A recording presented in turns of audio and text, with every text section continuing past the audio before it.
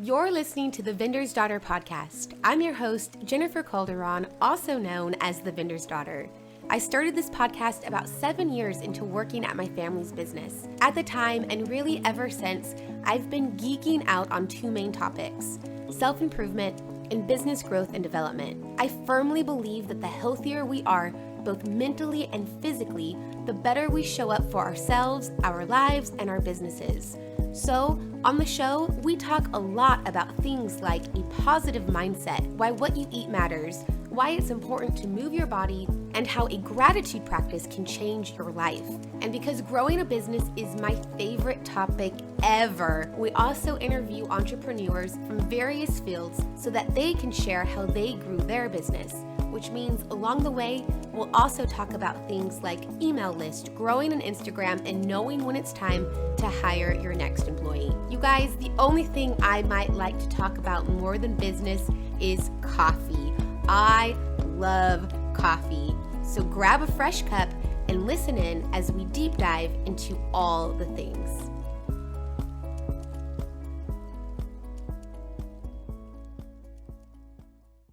For everyone listening and watching, would you mind introducing yourself and just telling them a little bit about who you are? Absolutely. Hi, everybody. I am Annie P. Ruggles. I am the founder of the Non-Sleazy Sales Academy, calling out to healers, helpers, coaches, and other do-gooders who struggle to include themselves in their own success. Ooh, so good. I'm going to write that down. Struggle to include themselves in their own success. That is real.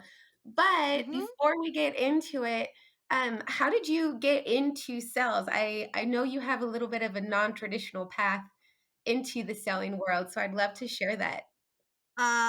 the least capable person of including themselves in their success was this person right here that I'm Mhm. pointing at with both hands. Yours truly. I do have a weird, wobbly path to get here. Although, if you just took my life like birth to now, it seems totally normal. But if you follow the 36 some odd years in between, then it gets real funky. But I am the daughter of a motivational speaker of great renown and a business strategist who's crazy smart. Both of them retired now. I am the granddaughter of a used car salesman who was decorated for his honesty, and a writer, and all four of them were in my house raising me. So to be a educator in the sales space using my voice to help elevate businesses, that seems totally logical until you factor in the fact that I had Yes. a musical theater degree, and then I wanted to be a life coach, and then I wound up in marketing, and then I wound up in software, and now I'm doing this, right? But it's all about looking for new and better ways to serve others without too much self-sacrifice. And for a while that was, Mhm. not over delivering, but making sure your marketing and branding is really gorgeous, or not making your business a carbon copy of the business down the street, right? That's how I could serve. But what I realized was when I got these heart-centered businesses in front of me, I was not the only one that was marketing and marketing and marketing and marketing and marketing and marketing and marketing and marketing, only to exhaust themselves financially, energetically. Their time was gone. They hadn't seen their kids. Mhm. And they're looking at me going, wait, we just made this gorgeous marketing plan. And I just paid you for this gorgeous marketing plan. Where are my clients? Where's my money? And I don't know what happened, but one day lightning struck and I said, let me listen to your sales calls. So I started listening to sales Ooh. calls, and I listened to hundreds. And I realized that what was happening is that these people, due to misconceptions of what selling is, combined with either bad education or a lack of education as to how to sell, was Mhm. sabotaging these businesses at the final critical moment, negating all that they had built up for themselves. And what's terrible is that a lot of this was born of misfiring empathy or anxiety or the fear of sleaze. And so I thought, we got to get around this. We got to find a way for good people and heart centered businesses and family businesses and businesses that have been around since the dawn of frickin' time to be able to compete with the big box sleazes, to be able to compete with the flashiest coach on Clubhouse. Right? There's got to be a way for us to do this. Yeah. And I couldn't find it. So I made it and now I teach it. But first, I had to teach myself because I was right there among you. Gosh, that's so good. And what were they doing in that final crucial moment? Like what was going so wrong in that moment? All right. So, for lack of a better term, and please, please, listeners, know I am not judging you. Everything I'm about to do, I was the poster child for. So, no judgment here. Just know that it's temporary. And it's also not your fault because we all have misconceptions about selling. But the main thing I would hear on these calls is what I call anxiety induced sales vomiting. And that's a lot like word Ooh. vomit. In that, what happened is we would get someone on the call. There are a couple different places where sales vomiting happens. One of them, if you're nervous when you get there, you start to babble at the very beginning of the call.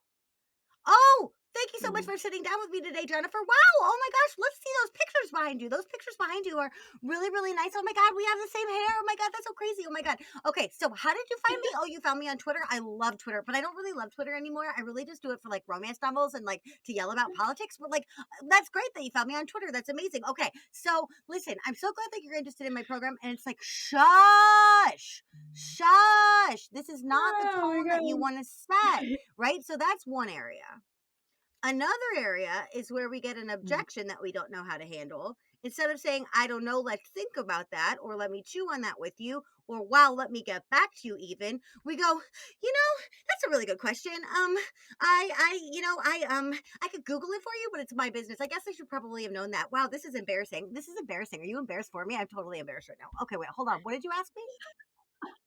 Ah, And it's an objection because we take the objection as a no instead of what it is, which is just a freaking question, right? But the biggest, right. Mhm. baddest minefield of sales vomiting comes in the moment after we say the price. That is Ooh, the yeah. kicker. Like, I have heard this go on for minutes of a 20-minute discovery call.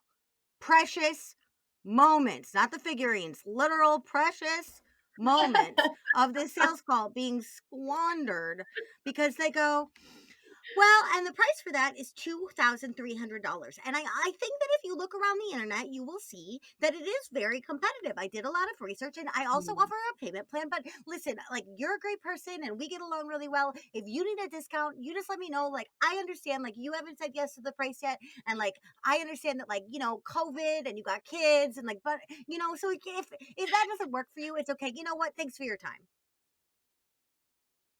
And what you just did, where you sat back in your seat, if you're listening on audio, I literally repelled her. And that is what we do to our audience and to our clients when they feel shouted at. Yeah. I was repelled, but mostly because I've done all of the things that you have said in my sales calls. So I've Of babbled course too you much. have. Yeah, I've done the babble It's at the beginning where I'm human. just like, I have nothing to talk about. Like, tell me about the kids in the photo. Or I cringe when I tell someone the price, or I like start trying to justify it. And it's like, Mhm. it just feels, ugh, like, why can't I just tell you the price and that's the price? So, Yeah. Why can't I just tell you the price? And that's the price, right? So right. I'm not a money mindset person. I love hanging out with them. I think they're fascinating, gorgeous people. If I could roll around in money, I would. Again, not something I was used to, not something that came naturally to me. I had to Yeah. learn to appreciate what I bring in, right? Which was my own version of worthiness. Like, ooh, I'm going to feel good about this money I made because it's already here and I'm going to play with it and go get more. That took a long time. But now that I'm there, I'm like, oh, money. But there is something about Money.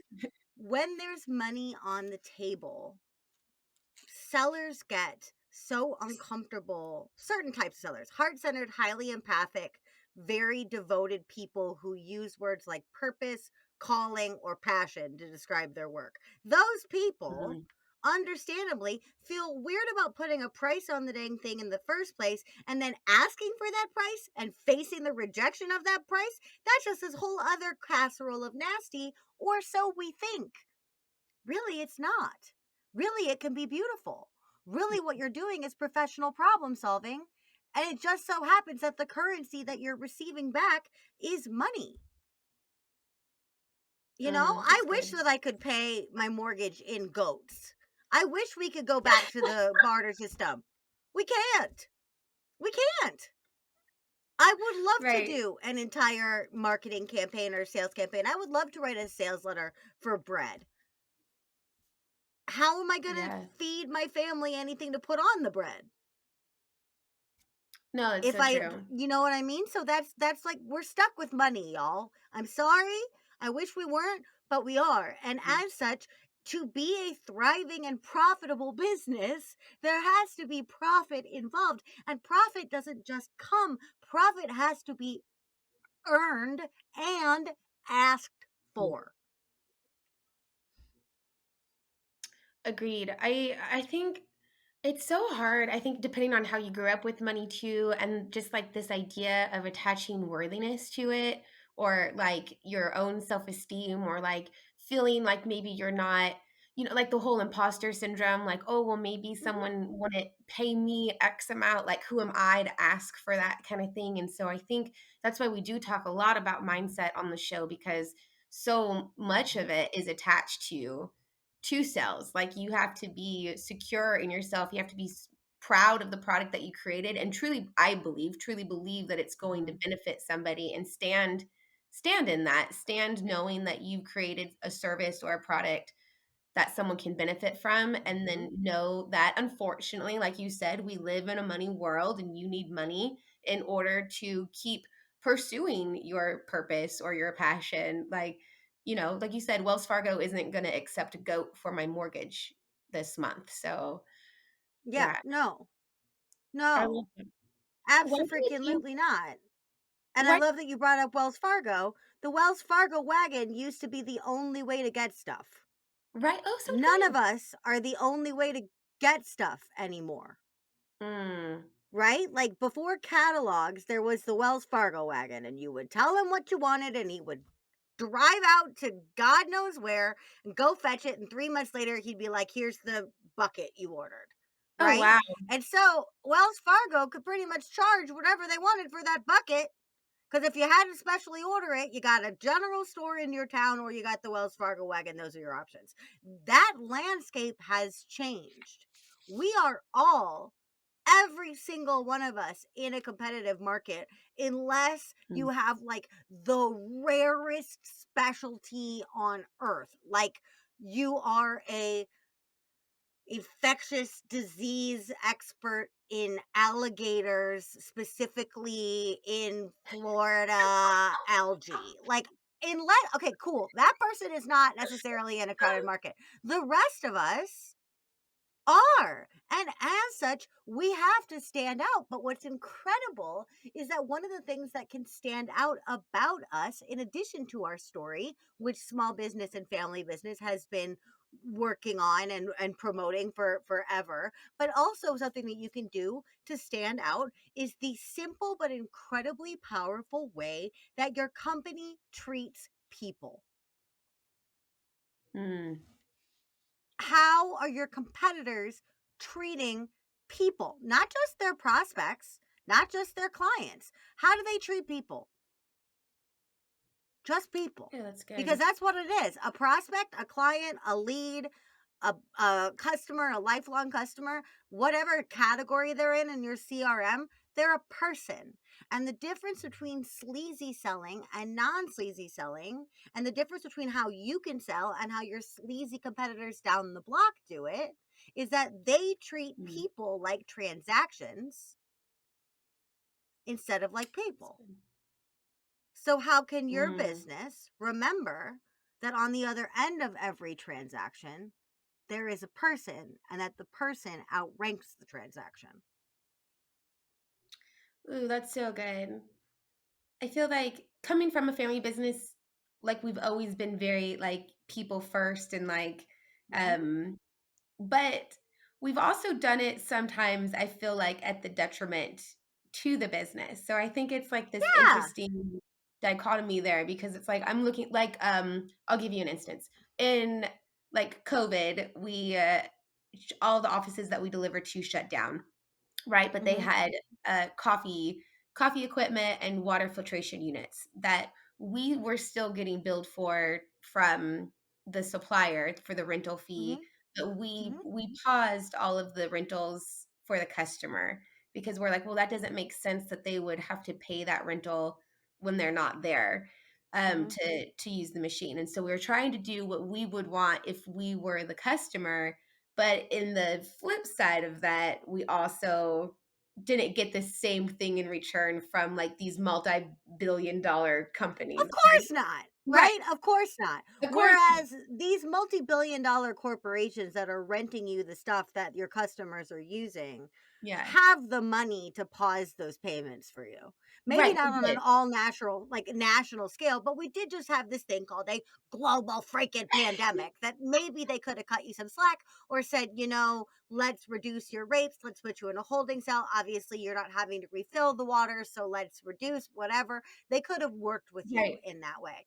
But, I spent we're recording this now on the last day of March 2021, and Mhm. I spent a lot of the last 15 months of my life, or not 15, 12 months, because it started March 12th, 12 months of my life talking about how on earth we can compete and sell during COVID. And what I have said and what Mm. you've just demonstrated, both with your story and their story, the people that did not cut you the deal, is that Right. selling in times of hardship is a dance between generosity and boundaries. And so what happened was, Ooh. if you wound up feeling put out or resentful, like negative feeling towards your clients, being like, they're billing us, we're not even charging them. If it got there, that means that Right. you went too far against a boundary, right? Maybe there was a Okay. way that you could have pulled back the generosity just slightly, Yeah. right? Not all the way, but Mhm. just slightly. Dial down the generosity, dial up the boundary. But more importantly, you said, look, our clients need generosity right now. I got to lead with that. They are hurting. All of those offices are closed. They don't need us, but also we're hurting. So maybe I got to dial up the Right. boundary, right? And with that giant corporation, they were going, cut costs, cut costs, cut costs, keep the money coming in and cut the cost, cut the cost, cut the cost, keep the money coming in, cut the cost. They have to, Yeah. they're corporate. They have however many employees that are no longer, working. They got to look out for their investors and their shareholders and their bottom dollar. But what they did is they went, generosity, no, boundaries, keep paying us. What you did is you went, Yeah. boundaries, no, generosity, no payment for you. What may Mhm. have been better Right. is just to say, like, hey, how about we don't have like, and what may have been better, and I don't know how it happened with the client, like how with your clients, how that wound up shaking out. But I also don't know if they understood the full effect of your generosity. And I'm not saying you got to stand on the corner and be like, Yeah. we're taking on our clients' expenses. But also at the same point, you could go to them and say, listen, we're getting billed for this. It sucks that we're getting billed for this. I obviously wish we weren't getting billed for Yeah. this, but I also understand that right now you don't have these offices. So I wish I could pay it for you completely. What I can do is for the next 3 months, I'm not going to bill you for that. And then for the 3 months after that, I'll bill you at half just to cover what we're paying. Right? So that Nice. is Yeah, like that would have been right in the middle of generosity and boundaries. And the clients understand that you're sticking your neck out for them. So the client feels loved, seen, and supported during hardship without accidentally taking advantage of you. yeah, and that's what it was, right? Because they did. I mean, and honestly, they have no idea that I'm still being billed on the back end, right? So it's not they don't like you said, they don't understand Yeah. the actual like situation. They just think, well, yeah, she owns the equipment, so that's Well, and nice. some of I don't that's have the not their equipment. business anyway. Like some of that is Right. private, right?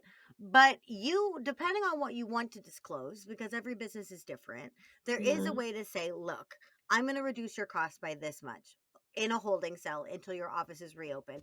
And then I hope that when life returns to normal, you'll remember that we stuck with you and we hope that you'll stick with us. Because that's the other Yeah. thing about if you don't tell people that you're honoring them with what you're doing, when you're making these decisions anyway, just go the one step further of mentioning it to the client because you also don't know that after the pandemic's over, because they don't know the fact that you've been suffering on their behalf, that they're not going to go, I think we're all going to go keto. No more bread. And while we're at it, no more coffee. Let's just ditch them and get this salad bar in here.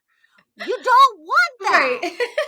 You don't want that. And also, No, you you're couldn't right. blame the client if they did because you didn't tell them that you're going that extra mile. And Gosh. again, it's about the tone of it. You're not going to be like, guess what, jerks? I'm the bestest person in the world, and I'm gonna comp all your stuff because I'm awesome. You're not a mob boss, right? You're not like Oh, putting no. favors out there to intimidate people, but you can say, "Hey, clients, don't even have to do this individually. Hey, clients, we love you. This is hard. Let's get it through together. Mhm. I'm pausing your coffee rental fees for 3 months in hopes that we can get you back into the office sooner. If we're still not back into the office in 3 months, let's renegotiate then.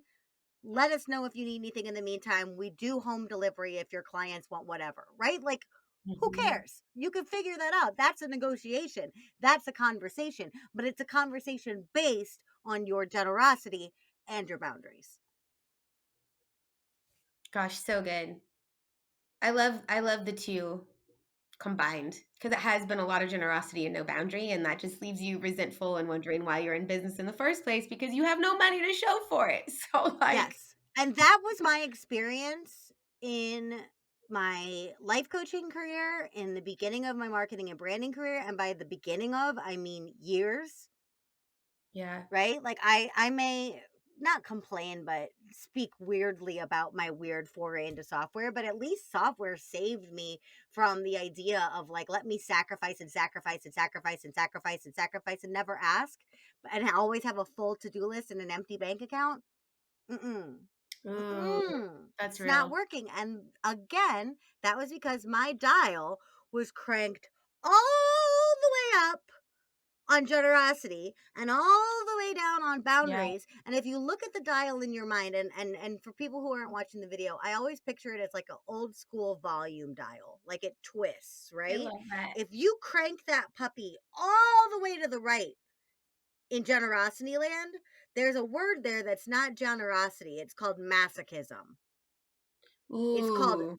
right? It's over generous. It's masochistic. It's martyry if you get resentful about it. Mm. Don't go all the way over there. You need to crank it to 11, but 11 still's got a boundary attached to it. 11 plus is going to kill your business while you look like a great person and you can go and tell your priest and your mother-in-law that, hey, I'm doing all these beautiful things, and they're going to go, yeah, but you bought me a really stupid Christmas present because you had to get it from Dollar General.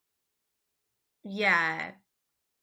No, that's so true. I was like, well, for people who are doing that word vomiting, like when it comes to actually making the sell and they just word vomit, like how do they stop doing that? And like, what should they do instead? Like, this is the price. And then instead of word vomiting, what should happen?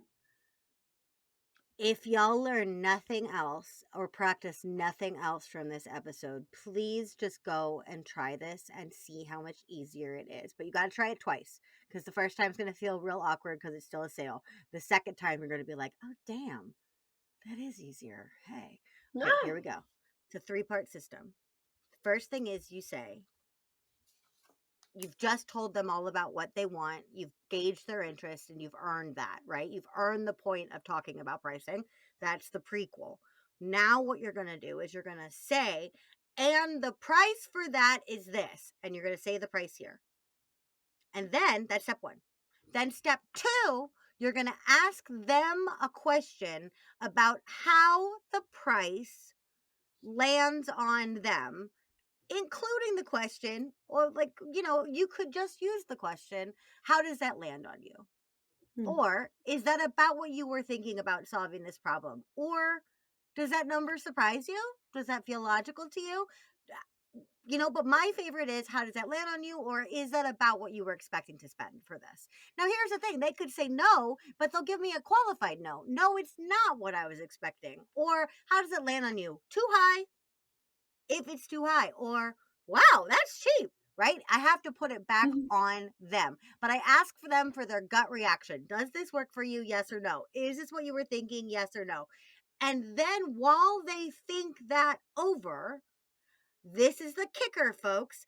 I don't say anything. If you're on a phone call and they can't see you, click the mute button. If you're on a sales call and they can see you, bite the inside of your cheek. Smile and bite. You won't do any damage, but it'll keep your mouth shut. Look like you got something stuck in your tooth and you don't want to embarrass yourself on the call. Bite the inside of your cheek. Just sit there and shut up. That's it. Say the price. Ask a temperature check question. Hush. I love that. That's it. I mean, and I tell everybody, I say this on like a bunch of shows that I am on, that I'm so lucky to be on. I say over and over that the great irony of my life is that someone as loud as me is paid to teach people to shut up. But that's really what non-sleazy selling is. Non-sleazy selling is the art of listening to assess fit, and if fit is attained, prescribe a solution. That's it. How do you do that without listening? You don't. You just baby bird them everything that you want them to buy otherwise, right? You berate them. If you went to a restaurant and you're on like a beautiful romantic date and you're super excited, let's say you're celebrating something on this beautiful romantic date, and you've been waiting to get into this restaurant for forever because you're celebrating and it's fancy and post-COVID, and oh my gosh, you get to go eat inside and blah, blah, blah. And the waiter comes up, very snappy, and he says to you, Jennifer, would you like to know today's specials? And you say, yes, I would love to know the specials. And then he tells you the specials. And then instead of leaving so you can look at the damn menu, the waiter looms over the table and goes, did I tell you about the veal? Did I tell you about the steak? Are you a vegetarian? Are you a vegan? Down the street, their steak is cheaper, but I think it's tougher, and they don't have our blend of spices. And have I told you about the chicken? Did we mention the chicken? Oh, okay. Well, maybe you don't like chicken. Wait, do you like chicken? I didn't even ask you. Wait, what's your name? Jennifer? Oh, Jennifer. My sister's name is Jennifer. You would leave the restaurant. You would not stay there. Yeah. How would you enjoy your dinner when you're being smothered in word vomit? You can't. How can you make a decision about what you want when you're being smothered in sales vomit? You can't. And so you don't. What do? You So come up true. with a reasonable objection that you think they'll buy and you get out of Dodge. Don't do that to your customers. That's so fair. I was like, for people who like, I feel like a lot of our listeners, they love what they created. They're really passionate about their service or their product. It's like their baby that they've put into the world. And they love their product, but they don't love the selling of it. Like, how do you teach them Of to love course. sales? Honor the thing you love by selling it beautifully with compassion, care, and integrity. What if you could flip the switch in order to say, I don't want to cheapen. I don't want to, sorry if this is too pouty mouth of a word for this podcast, but I don't want to bastardize my value. Yeah. It's not.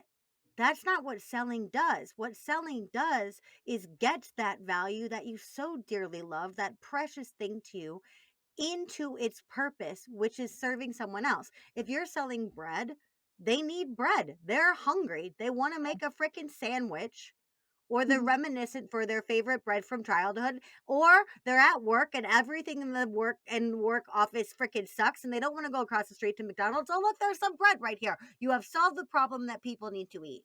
If you are teaching sales avoidance techniques, for example, or how to navigate them, I'm helping small businesses stay alive.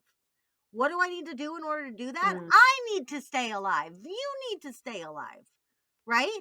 And so, yeah. what if instead we can look at selling from a place of integrity, no sleaze required, as the ultimate act of devotion to this thing that you've already devoted your life to? Because really, it's going that one final step.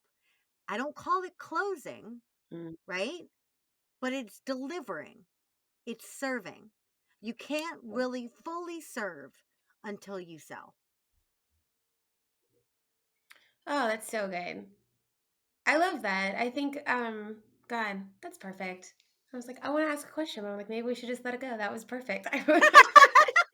Like, maybe Annie will scream at me about bread some more, you know? No, that was just so good. I'm like, let me see. I've derailed myself now because I'm just like, it's so hard, I think, because it's like you spend so much time in the marketing of things, right? Like you were saying, Mhm. like you've built the beautiful website or you've designed the product or the business cards, like all of the things. But then when it actually comes to like that part's kind of fun too, because it's just like another creative process.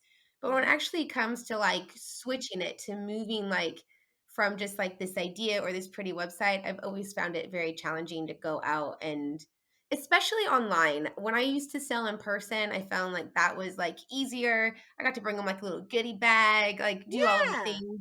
But online, I'm like, oh my God, these people don't want one more Zoom call. Like, how do you even get the right person on the phone call? Like, all of that kind of stuff. So I feel like just the idea of even getting into the call or like making that call happen can seem exhausting sometimes. So by the time Mhm. you by the time you get there, you're just like, I've already poured everything into this. Like, I don't even know if this person is the right person to be on the call and like Mhm. trying to like hype yourself up to go convince somebody, which even as I say the word convince, that's not even true, right? You're like, you're supposed to be listening to them to Right. see if But what that's you what we think sales is. That misspeak that you just said, right? That, yeah, and I'm air quoting, that misspeak you just said is what we think sales is. I have to convince someone yeah, to do this, which in our minds is like two shades shy of trick someone. yes, If you're worried about selling every day of your business, when you sit down at your desk or when you make your first call or when you go to check your email or whatever, here's the only credo that you need for this. Ready? Today, I will only sell people things they want or need. hmm, Think about all the times that you've been sold to badly. yeah, They sold you something you did not want or did not need, or they lied about something that you did want or did need. mm. So if every day you say, I'm going to honestly only sell people things that they want and or need, you're already ahead of the curve. You I can love that. already relax that you're not going to hurt anybody that day in that way. Right? But how you do hurt the people, and I understand that it's exhausting. Marketing is a freaking hamster wheel. It sucks and it sucks and it sucks, but it's fun and it's shiny, right? And it takes all your Right. money and your time and your energy. But at the end of the day, you're like, oh my God, I spent all day on Clubhouse and now I just want to die, right? It's so draining, but at the end of the day, it's like, why did I spend 4 hours having conversations and never say, hey, I'd love to send you a goodie basket in the mail. Can I get your mailing address? Like, why am I not Yeah. advancing the ball? Right? Like, if you watched a game Mm. of any sport and I'm not a big sports person. I love football, so I'll just use football. If you watched a game of football where all they did was ping around in the same 10-yard span over and over and over and over and over and over and over, you would be so incredibly bored on both sides, offense and defense. You would be like, could one of you please do something? And that is what we do with our clients when we keep them in this ping pong Yeah. state of marketing and never go, wait, hold on, would you like to buy this? Can I tell you more about why you should buy this? Can I tell you where you should buy this? Mm, But we're still just ping ponging. We're playing keep away in a 4-inch space with 50 people. yeah. That's not going to work. That's not going to work. We're just getting all frenzied. We're just getting nothing. All that energy is going nowhere. And so what? We have nowhere for it to go. So guess where it goes? It goes to burnout. Yeah. Gosh, I feel that. I feel that so strongly right now. I'm just like, I have felt that way in my soul. And I'm telling you, I would look at my to-do list and it would feel Herculean. Like it would feel like I would never, ever be able to get caught up. yeah. And then I would go downstairs and I would just go, I'm exhausted. And I was paying marketing fee, consultant. Every dime that you spend on marketing beautifully is worth it if you make the final jump to asking for sale. Because here's the thing, marketing is not going to seal the deal for you 9 times out of 10. Marketing and selling are not the Mm, same. 9 out of 10 buyers need to be asked. Your 10th buyer is like, I'm walking down the street and this bread smells good, so I'm going to go in and buy some. That's one person. Everybody else has to be yeah. asked. Wow, that's real. So interesting. Because you just think you think I mean, I think opposite. It's like you think if I spend all the money on the website and like the Facebook ads and all of the things, then they'll just be like there and make the purchase. But it's like, no, you actually gotta do the ask. That's a 9 out of 10 is a pretty big And stat to if be you like, don't oh, do well, the I'm not gonna ask, add. if you don't ask, you're depriving the client. Yeah, that's real. That's so And true. again, no judgment on any of this. I deprived myself for years, over sacrificing, again, generosity way up, boundaries way down. And I also, marketing way up, selling way down, Yeah. and success way down, exhaustion, burnout way up. And I didn't realize that the burnout and exhaustion dial and the generosity boundaries dial and the marketing same sales dial were the same freaking dial Mm, until my business really almost died more than once. And I finally, when I stuck through that again and got a big batch of clients and watched them struggle, once the struggle wasn't my own anymore or just my own anymore, then I really thought there's a problem here. And the problem is yeah. we don't know how to dial into what's best for us and best for the client. We don't know how to find that perfect win win. And the answer to that is slow down, listen, focus on Mm, value, and treat every single lead, prospect, person walking down the street, somebody that comes into your restaurant asking to use the bathroom, treat every single one of them like a person. You don't have to bend over backwards for them. You do have to treat them like a person. so good. Gosh, Annie, I love you so much. I'm just I love like, you too.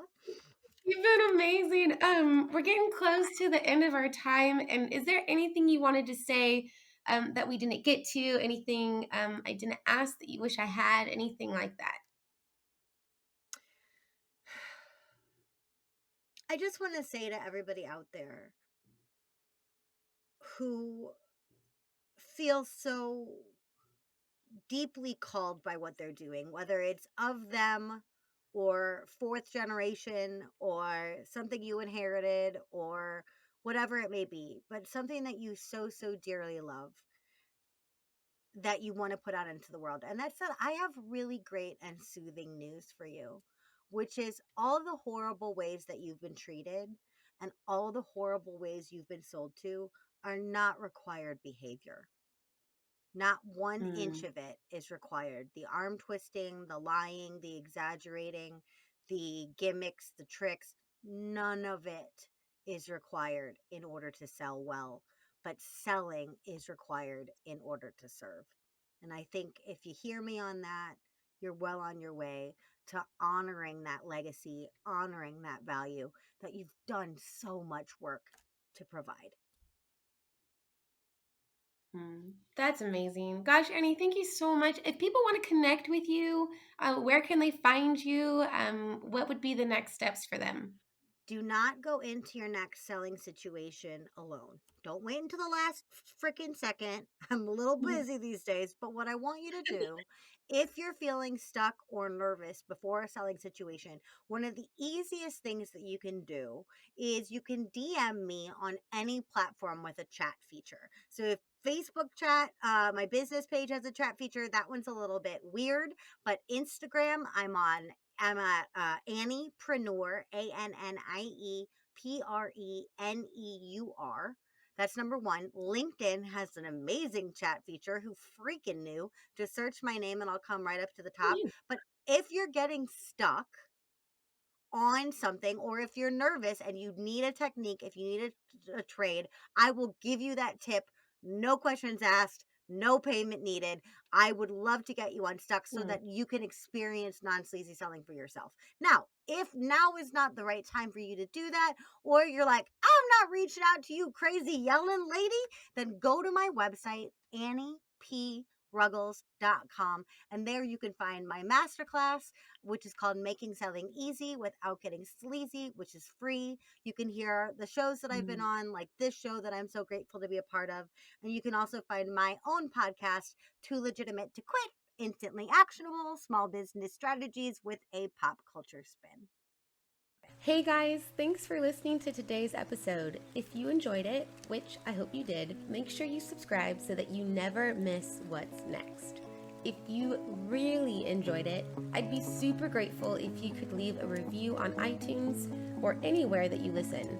And if you really enjoyed it, then I'd love if you'd share it with a friend. Last but not least, make sure you're following us on Instagram at The Vendor's Daughter for a behind-the-scenes look at my personal and professional life, and for what I hope is a little bit of daily inspiration as we walk this crazy journey together.